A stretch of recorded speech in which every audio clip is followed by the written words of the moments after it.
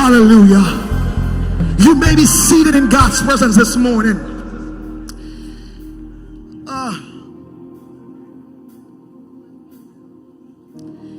It is important to God that you understand who you are. Just bring it all the way, bring it all the way. We're about to turn this stage into a construction site, because this is what your mind looks like. Every man's mind, church, is a construction site. Your mind is only going to shape or be shaped into whatever you build it to become.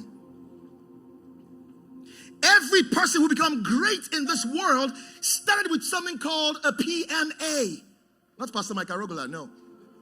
But a positive mental attitude. See, you must understand, church, that nothing works if your mind does not work. So if your mind isn't working, nothing in your life will work. Why? Your mind is a construction site where whatever you must see in your life is built. Do you want to see progress in your life? You got to build it. So Caleb, I'll have you come closer. Just come. Caleb, come closer. Can I get the title on the screen? I think they're still working on that. Now, Caleb, give me the shovel.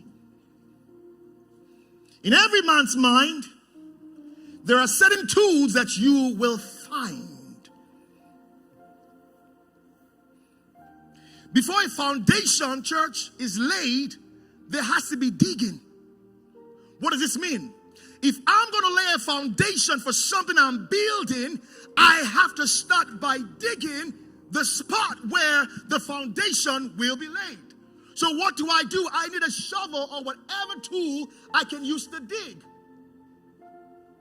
Church, believe this or not, there are tools that God has given to every single man in this place to build their lives. Here's the mistake a lot of us make. We try to build our lives from the outside, not knowing that you cannot become what you are not on the inside. So the building we want to see in your life on the outside, if it doesn't start from the inside, there's no foundation to it. So the foundation of a man's success is the structure he has built in his mind. Every great man doesn't become great by the legacy of their parents. They become great by their own individual construction sites, which is their minds. Is anybody aspiring to be great today? You must understand that if your mind is not what your mind should be, you will not attain any level of development in your life. If a grown-up still thinks like a baby, it's because his mind is not developed yet. And for that reason, the things that he will attract will be childish and babyish things. A grown man who still likes to play with toys did not pass through that stage. He's still living in that stage. Are you still here, church? Now, here's what I need to tell you. Every thought that comes to your mind is a brick. And I'll show you. Caleb, step forward.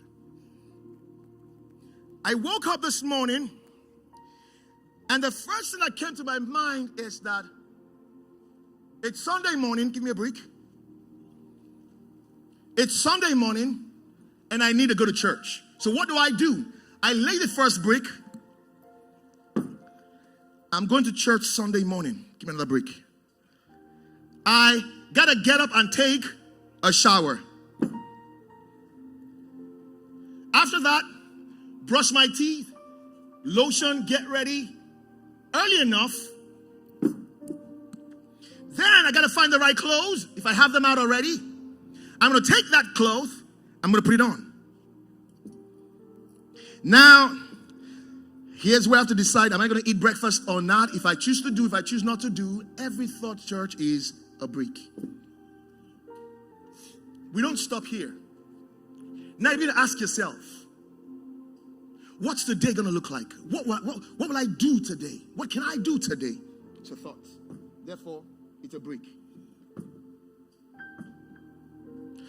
Would I stay for discipleship class today? Another brick.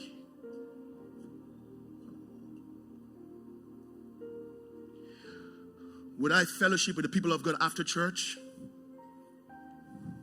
Another break. What am I going to do? This person called me during the week and I had to get back to them. What do I say to them? It's another break. Pastor is preaching. Will I take notes today in church? Another break.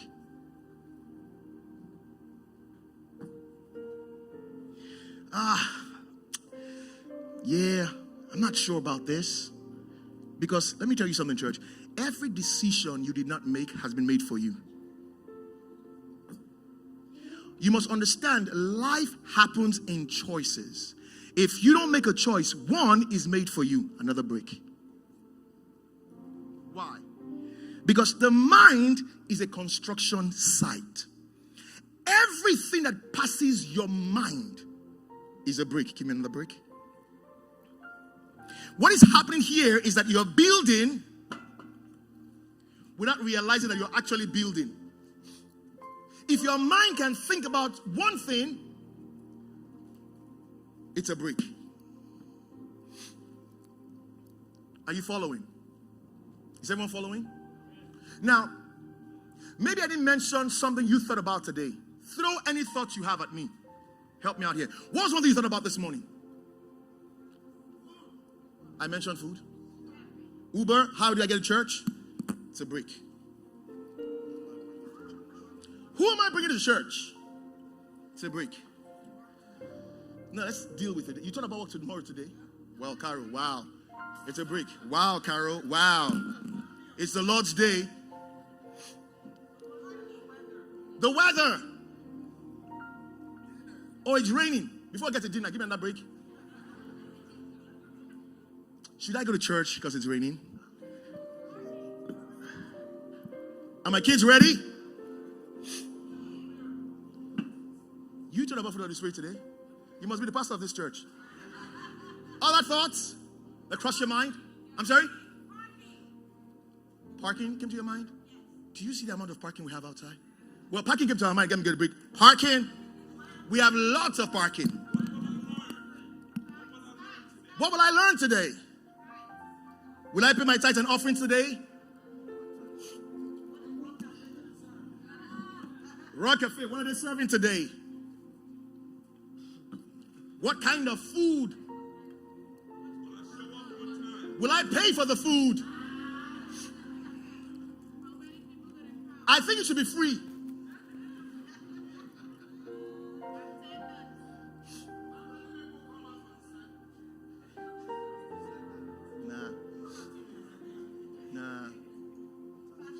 Nobody thinks about that. How many souls from Friday will come today? I can record 2 already who came in. What time is church service again?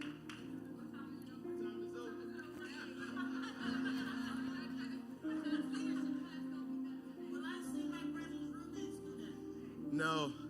Will pastor's message be short today?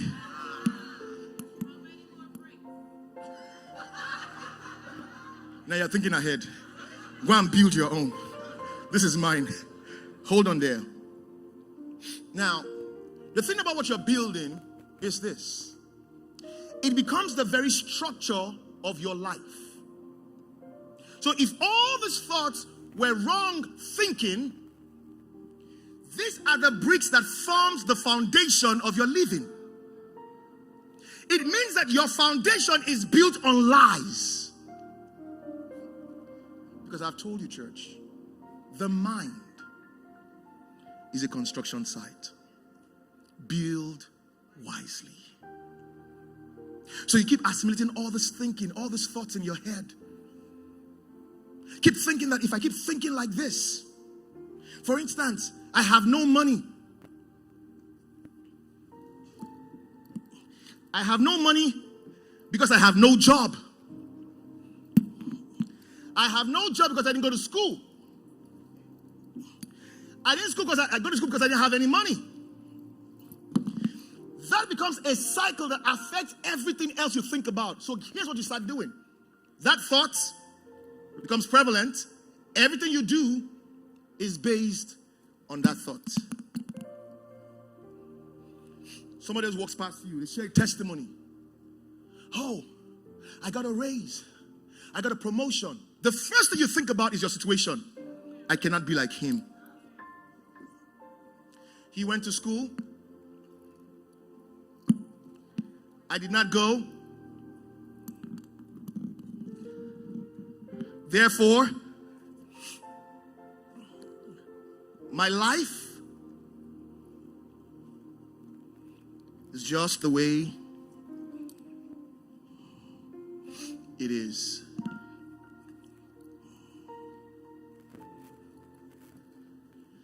Whatever you're thinking of, you're building a structure of it in your mind. But Pastor, if that's the case, then why is it that sometimes I experience good and sometimes I don't experience good? You must understand, as long as it's a building, it'll stand. As long as it is put together, because it takes time. Here's what you don't understand. Most of you are wasting time thinking about things that will not move your lives forward. Now, when you start thinking about stuff like that, guess what your actions become? The things that you constantly think about. It keeps going. Because your actions right now in life is about everything you are thinking about. God will not bring good when you are thinking wrong. So once again, your thoughts are gradually becoming a building. And you ask yourself, why is my life the way my life is? It's very simple, church. It's what you have built in your mind. Whatever you think after you build becomes more bricks to the life you now live. You cannot escape it. Why are a lot of people in strongholds? What is a stronghold? A stronghold is a wall built by a person's mind. What that wall does is it keeps them locked in whatever they have built. Here's what a stronghold is, church. It's a wall of thoughts that you have built. Whenever your mind opens and you begin to think, you have begun construction. Every time you think of something, you are building something. It doesn't matter what you think about, as long as you're thinking about it, you're building. How many of you know that you wake up in the morning? The same thoughts will play in your mind. When you sleep at night, you dream about the same things you thought about before you went to sleep. So now, the whole of your life consists around the things that you are thinking. This is your life. If they are not right thoughts, they are wrong thoughts. And these thoughts will affect your whole life. So when you believe a lie about yourself, you're laying these bricks. Every time you hear something that's not what God has said, and it bothers you, you're building. You check your finances, your bank account, and there's no money, which is common, which is natural. But you don't think that it's because God wants to provide. You rather think that's because your life is being destroyed. You're building. Every time it looks like you can't meet your bill, you can't pay your bills, you can't meet up with the deadlines of your bills, and you begin to think about things. How can I do this? Maybe I should get a second job. Maybe I should get a third job. Maybe I should go beg or borrow, use my credit card or something. As long as you're not thinking about what God says in His Word, you are building. Here's the thing about what you're building, church. You are building this wall around yourself. After a while of building, you are trapped in to what you've been building. Here's where the phrase comes from: think outside of the box. The reason you're not able to think outside of that box is because everything around you is a lie. The foundation your life is standing on is a lie. Therefore, you are caved in to your own thinking. At this point, it becomes difficult to believe whatever the Bible says, because your life is built on lies. God speaks, you can't believe it because your life is built on lies. So here's where you are right now. You're going to get stuck for the rest of your life in this box. Pastor, why can't I move forward? How do you move past your building? Pastor, how do I move forward? How do you move past what has covered you all around? This is the problem with a lot of us in church. You come to church, we'll tell you about God's word, believe what the Bible says. No, Pastor, I choose to believe this way. Now, go to scriptures, Philippians chapter 4 and verse 6. Let's get on the screen quickly. I'm sorry, I can't walk around too much today because I'm boxed in by my own thinking. Watch this. This is not the devil. This is you. All you. The devil has nothing to do with this.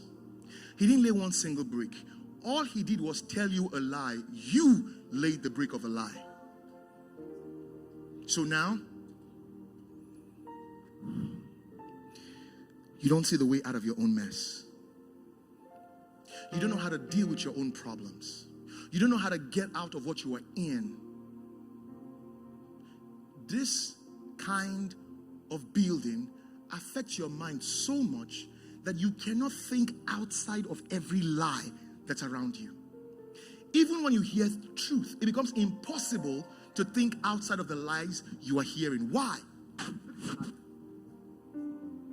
Look, church. Look what surrounds you. All lies. Now, I don't have enough bricks. I was going to build this to this level, where you are drowned in your own lies. The fact that you're convinced yourself that you're sick in your body now is a lie you have told yourself. And that you allow the doctors tell you. It's impossible for cancer to be healed, but God heals of cancer. Why can't you believe it and you still die in your cancer? You know why? The walls of lies you have built around yourself. You cannot be outside of this box. It's impossible. Here's where you're going to live the rest of your life. Philippians 4 and verse 6. Can you hear me tell your neighbor, build wisely? Come on, shake your neighbor, say build wisely. Tell them, build wisely. Verse 6 says, if you help me read 1, 2, 3, go.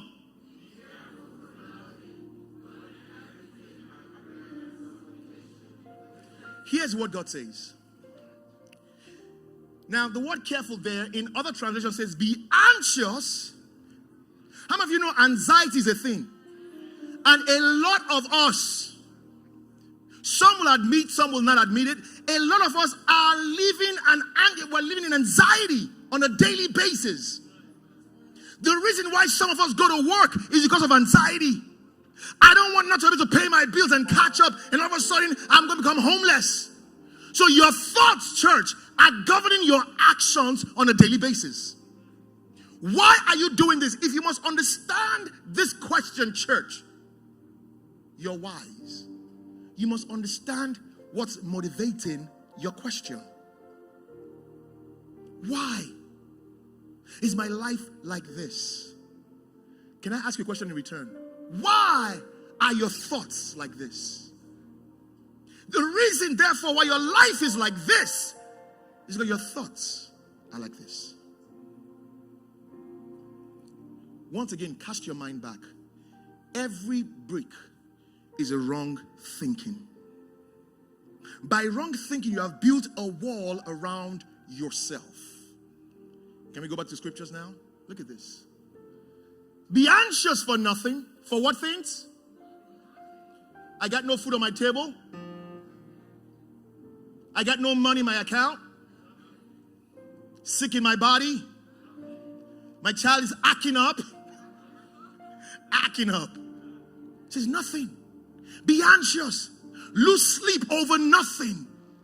But no, we believe that if I don't think about it, do you know the Bible says in Jeremiah 29:11, God says, I know the thoughts that I think towards you. God sometimes says, take a break from thinking this kind of thoughts you're thinking about yourself. I know the thoughts I think towards you, thoughts of good and not of evil, to give you a future and an expected end. God knows what he's thinking about you. But you can't mess things up by laying down your own thought processes. Building a life outside of the life that God has for you.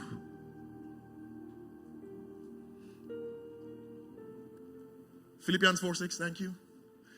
Be anxious for nothing, but in everything, by number one is what? Prayer. What is prayer? Prayer is an act of speaking to your Father. Simply put. Prayer is not the melodramatic displays that Minister Ify, Sister Lydia, and Sister Deborah be doing up here when you go ratababama katalaba. That's display. Prayer is the heartfelt outpouring of a child to the Father.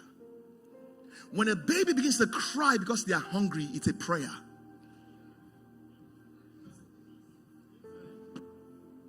When a child begins to cry because it's about to poop and it's hard, mommy, it doesn't want to come out, mommy.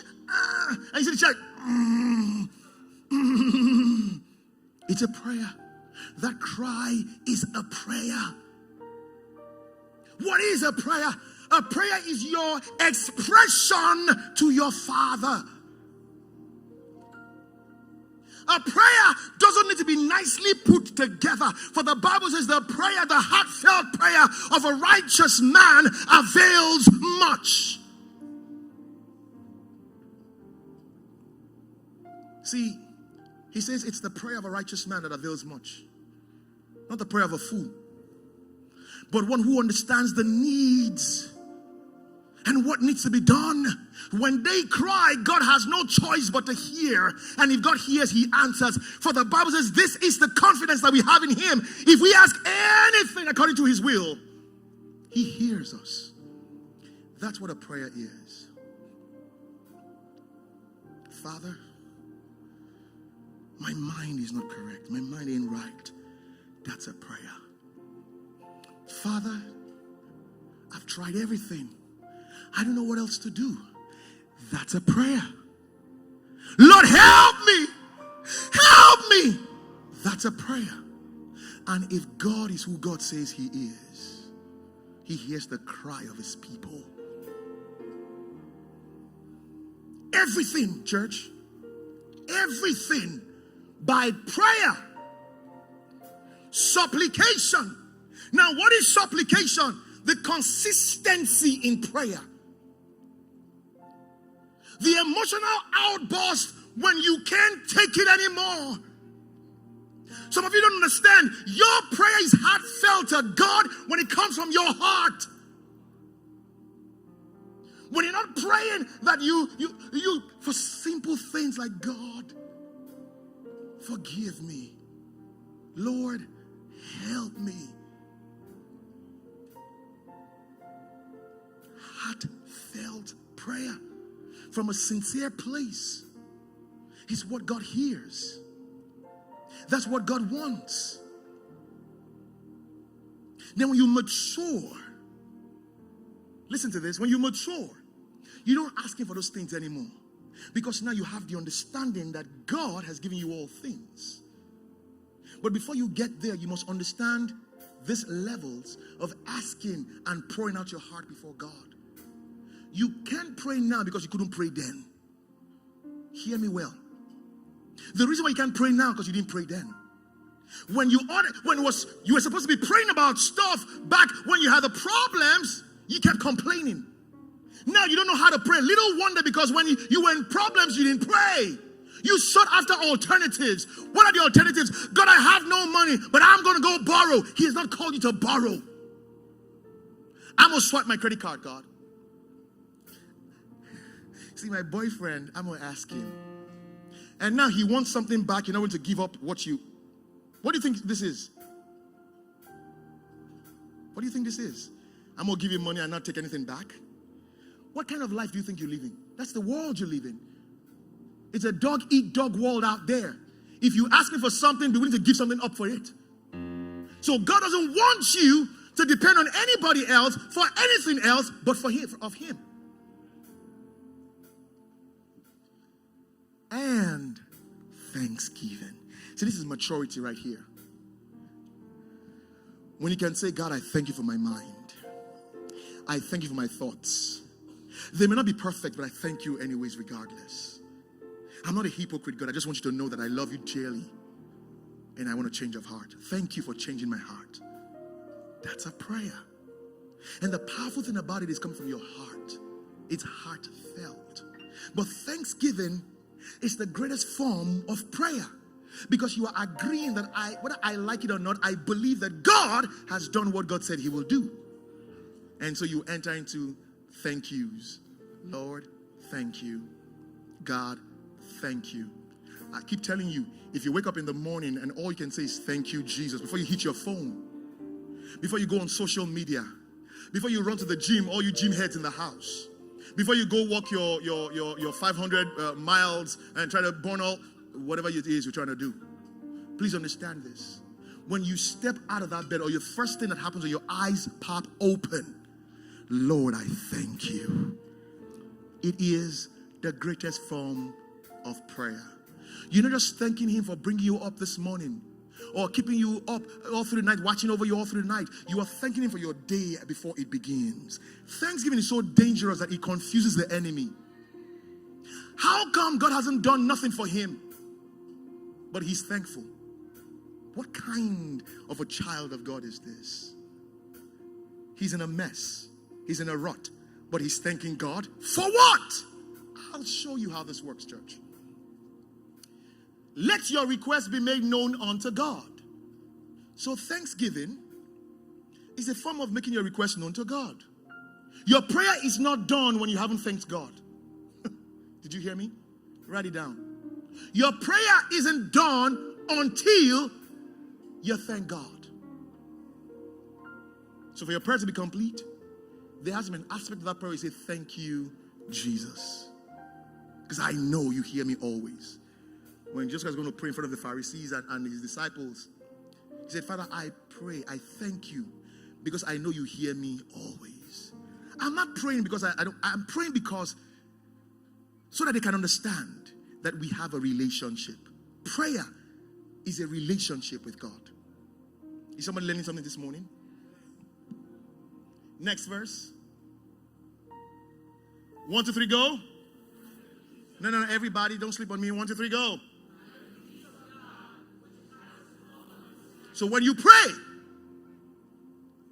we're talking about your mind, but I'm showing you something else here. Because one way to deal with your mind is through prayers. Is somebody listening? Can you say that back to me? What did I say? Nah, I only heard a couple of people.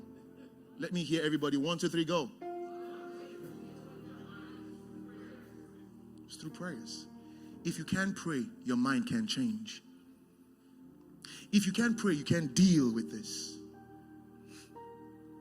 We're going somewhere. We'll be done soon for today until you come back next week. He says, and the peace of God. So peace comes when you have prayed. If after you pray you don't have peace, you probably didn't pray. One of the byproducts of prayer linked with thanksgiving is resulting peace. If you don't have peace after you prayed, pray again. Somebody still here? Pastor, how long should I pray for? Don't ask me that. You will know because peace will come peace will come. Until you find peace, keep praying about it. The moment you find peace, you stop and you do something else. So how long is dependent on how felt your prayer is. How long depends on how heartfelt your prayer is. How long is determined by how heartfelt your prayer is. Then the moment you find peace, what do? You go around rejoicing because God at that point has done what he said he will do. Peace is a sign that God has answered you.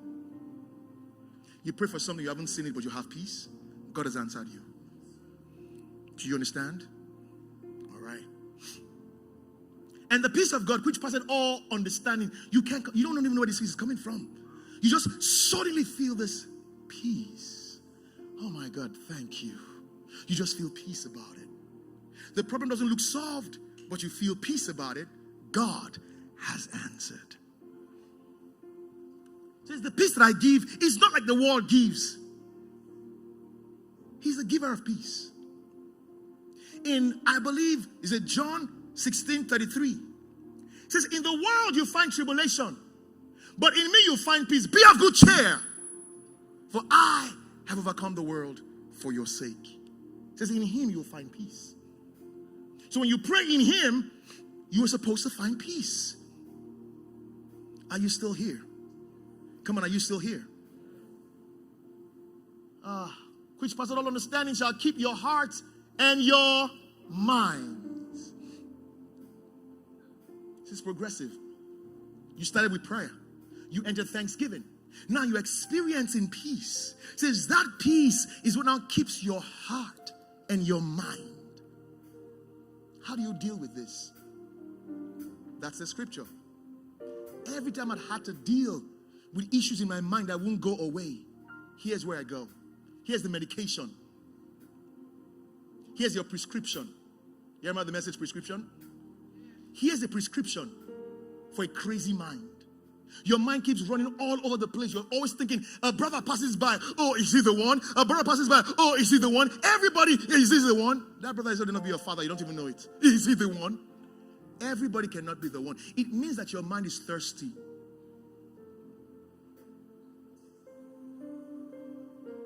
Somebody calls you thirsty. Don't call me that. I'm not. You. Yes, you are. If everybody around you looks like the one, you are thirsty. But God is speaking to you. Go back to his word. It says, be anxious for nothing. Pastor, I'm 30, I'm not married. So what? Because you have been told a lie that for your life to be complete, there has to be a man or a woman in it. It's a lie. But you have believed it. So your life is built around by all those lies. Sometimes even your family will tell you you are incomplete. Why? You're not married. It's a lie.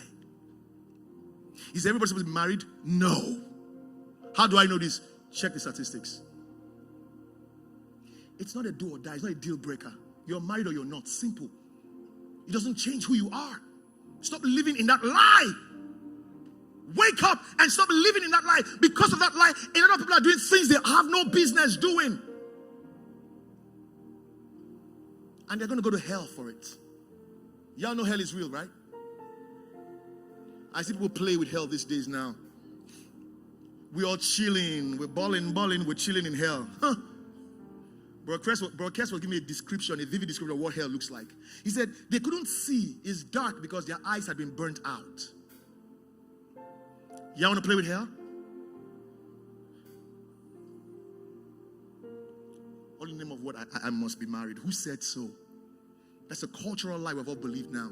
So I can't move forward. I can't be productive in life because I'm not married. What? Was Jesus married? Yeah, he will be married to him when we get to heaven. And see how constraining this is, church? How limiting this is. I can't even move. If you know me when I preach, I jump everywhere, I go everywhere. Now because of my own thinking, I can't move, I can't calm down. I can enjoy the good things of life because of my own thinking. By now, I should be everywhere, jumping around when I preach. The studio room is so happy today because they can take pictures and good shots of me. Because their complaint is that pastor never stays still. We're trying to take a picture, he's already here. Take a picture, he's already there. Now I can't move because of my own thinking. Do you see how this affects you? Affects your life? How your thinking affects your life? Don't ask me, I don't know what's going on. This is not part of it. This is not part of the plan. I don't know. And the peace of God, which passes all understanding, shall keep your hearts and minds through Christ Jesus. What keeps your heart and your mind through Christ Jesus? The what? The peace of God. Where does this peace come from? Where does it come from, church? From a place of prayer and thanksgiving. You receive peace. What does this peace do to you? It keeps your heart and your mind from thinking all this inordinate, all this foolish thinking. The peace of God. Somebody lay your hands on your head right now. Say, Lord, I thank you for peace in my mind. In Jesus' name. Now look up at the screen. It'll show your heart and mind through Christ Jesus. Next verse. Now I want you all to read. 1, 2, 3, go.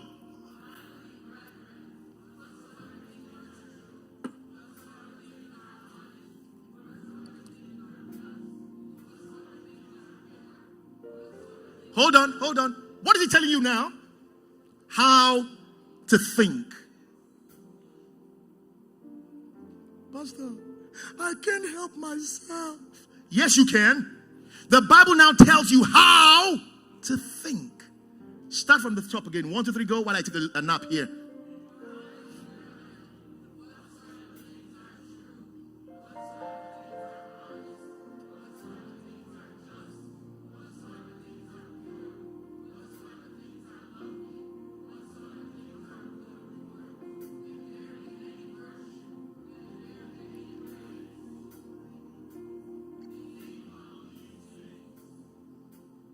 Did you get that? I don't know how to think, Pastor. I don't know what to think about. Go back to it again. Verse 8. Finally, brethren, whatsoever things are true. Hold on. Are these true? Are these pure? Are these of a good report? Is there any virtue here? Are these honest? Are they just? Are they lovely? Are they of a good report? Are they praiseworthy? So why am I thinking about these things? Why are you thinking about these things? So somebody says, I'm locked in, Pastor, what do I need to do? It's very simple. Who built these bricks? It was difficult building them. But the best way to deal with these bricks is to simply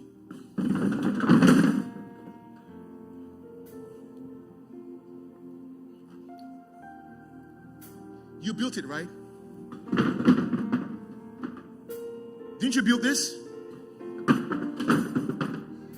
All it's going to take is, he says, casting down and every high thought that tries to exalt itself over the knowledge of God, you have to do what? Kick them down. That's it, church. You built them. How did you build them? Every evil thought was an evil construction in your mind. For once in your life, Philippians 4 verse 8, whatsoever things are true, whatsoever things are just, they have a good report. It's a blessing. It's God doing great things in my life. Is God providing for me? Is God loving me? Is God's word true? Is God's word lovely? Is God alive? Does God heal? Does God save? Does God deliver? Is my God a living God? Is my God a mighty God? Is God true to his word? Is God a loving Father? Is God honorable? Is God faithful? Is God mighty? Is God all powerful? Is he El Shaddai? Jehovah Jireh, Jehovah Nisi, El Shaddai, El Gibo. Is my God worthy? Is he a healer, provider? They call his name Emmanuel, God with us, God in us, God for us, God everywhere. My life is filled with the knowledge of God. My heart thinks about the goodness of God all the days of my life.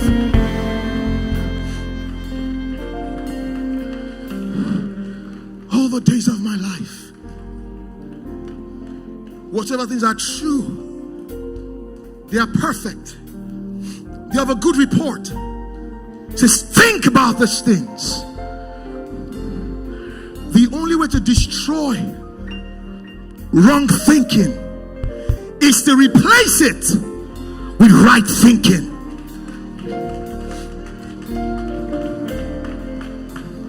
The only way, listen, church, the only way to deal with wrong thinking is to replace it with right thinking, with what God says in his word, with what God is going to do according to his word, with what God's word says about God. The only way to bring down every contrary thinking is to replace it with what God says. Did God ever say you will die of sickness? What right does your doctor have to tell you that?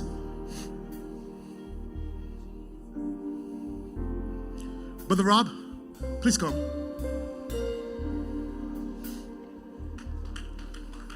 Come, Brother Rob. Come up the stage. Come on. Give me your hands. Come on. Don't be nervous. It's okay. Wonderful things about life. Things that are so great. Jehovah, the God who heals. I used to have cancer. I have no more cancer. God healed me. I used to have low blood pressure. I used to have diabetes. I used to have a cholesterol problem. Healed. I had none of that. The doctor released me. He said, I don't have to see you no more. I was so happy and thankful. I said, thank you, Jehovah Rapha. Thank you for healing me. For you are great and awesome and mighty and wonderful. I gave him all the praise, honor, and glory that he deserves for healing me. Right then and there. I didn't care what the doctor thought or what anybody thought. I spoke it into existence. I said to God, I said, Jehovah Rapha, I'm healed. I know I'm healed. I know you healed me. I'm not worried about what the doctors or anybody said. I know what you say. And what you say is what matters. And what you say is what counts. And I believed it. I put my faith in it, and he healed me. Amen. Now listen. I speak to Brother Robert a lot because he lives right next to my house. And sometimes in the morning we stand and we talk a lot. He told me one day, they said I have cancer. And I began to laugh at him. You are in the wrong church for anyone to lie to you that you have cancer. They said his whole body was falling apart, that he was sick. Every part of his body had a problem. And I told him, just keep believing. There was no special prayer. Listen to me. There was no special prayer. There was no need for a special prayer. When you come to believe God's word, you are believing God's truth. Can I give you a piece of advice? Give up your truth for his truth. Your truth will lead you to hell, will kill you in sickness and diseases. But his truth is healing and life. How old are you? 64. I'll be 65 on the 18th of this month. Now, how long have you been a member of this church? Maybe 4 or 5 months, something like that. Right around that area. I told people, please, when you come to the Rock Place, give us 6 months of constantly fellowship with us and worshiping God here, and your life will not be the same. And somebody was giving the review at the Rock Place, and she said, my pastor always says, give us 6 months of your life, and your life will be different. And I want to say that to everybody in this place. So you may be new and this is your first time or something.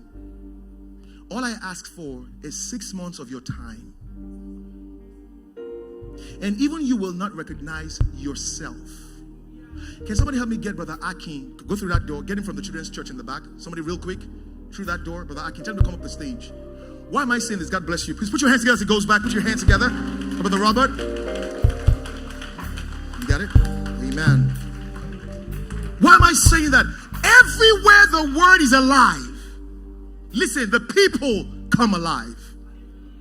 If you go to a place where the word is dead, you will experience death. Bracky, please come. Bracky, how long have you been a member of this church? 8 months this month. 8 months this month. Please tell us some things that God has done in your life since you've been here. My life is transformed spiritually. I think also the power of God in every area of my life. I've seen a lot of changes in everything that I do. I think now I can pray for 7 hours non-stop. So tell us about your financial life. What has God? Has there been any change? Any major thing you can share with us? Yes. Yeah, when I came in, I was in a lot of crisis, and all debt paid, increase in income, and I just realized that my is different. The more I serve, the more I sow. I just keep getting it. I've increased a lot. Amen. Now, God bless you, Brother King. God bless you. He's in children's church. He's dealing with children's church today. Now, I'm not sharing these things to make you feel like, oh, the pastor's anointed. No, we're a praying church. We pray. You don't like prayers, you can't be here. You can just feel like, you know what? Yeah, goodbye. I'm gone. We pray. We make you pray. We don't pray for you. We don't believe in praying for you. Like, oh, let's pray for you. No, you pray yourself. We bring you to the place and we all pray. And as you pray, God begins to do things in your life that you never even expected for him to do. There are so many testimonies, but please let me not take more of our time.